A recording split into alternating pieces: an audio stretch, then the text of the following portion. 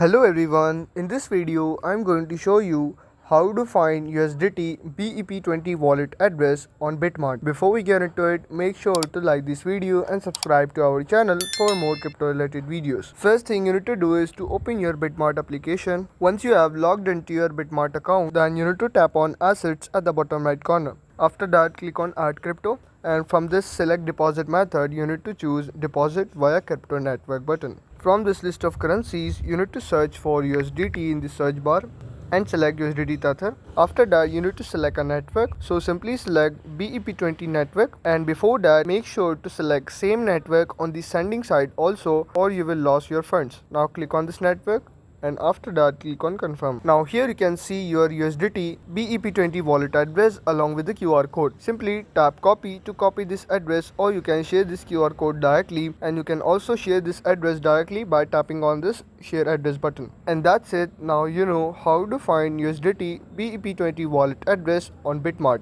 If this video helped you out, make sure to like this video and subscribe to our channel for more crypto related videos.